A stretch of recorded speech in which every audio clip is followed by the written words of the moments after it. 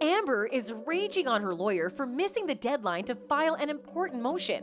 The day the judge read out the jury's verdict against Amber Heard, she's been hell-bent on appealing it and getting the decision reversed. But it seems like her legal team has hit a speed bump along the road, as they have failed to meet an important deadline required to file a motion in the lengthy process. How much will this set Amber and her team back in their plans to appeal the verdict? Keep watching to find out more.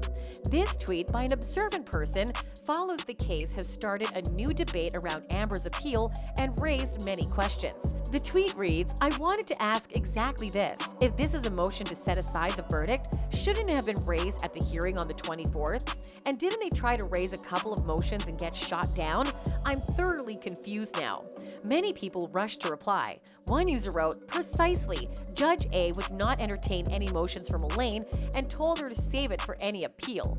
Oh, and that any suspension bond preventing JD from collecting judgment during the appeal process would cost the full $10.35 million plus 6%. The verdict order was made final on the 24th. Another user said, "If I remember correctly, didn't Judge A ask them after the verdict was read that if they had any motions to present them before she finalized the verdict? Did I read that right?" However, this person presented a different side of the story. They wrote the following in replies. "It kind of was, but the judge told them she wasn't hearing any arguments and they needed to file whatever motions they wanted. This is them. Currently, this is how things are playing out. Attorneys for Amber Heard Friday asked a Fairfax County Circuit Court judge to toss a jury's verdict that the actress defamed her ex-husband Johnny Depp. In a 43-page memorandum, Heard's legal team argued that the award, more than $10 million, was unsupported by evidence. They took issue with Depp's contention that he lost his role in Pirates of the Caribbean because of statements made by Heard in an op-ed, and they charged that at least one juror was not properly vetted by court officials. However, to be sure, Asgrid, who presided over the trial, signed an order June 24th making the jury's verdict official. And during the hearing, she made it clear that she was not inclined to schedule further hearings.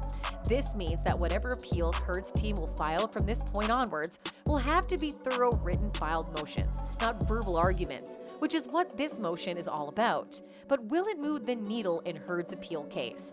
Anyone appealing has an uphill battle, says Rebecca Sullivan, a Washington, D.C. attorney who focuses on family law.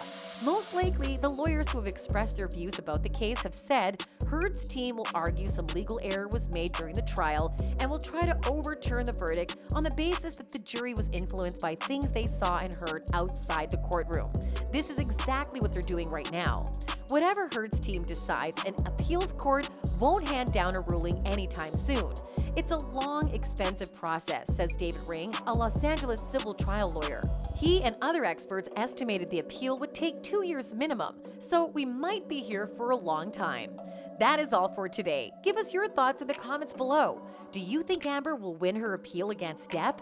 Don't forget to like and subscribe.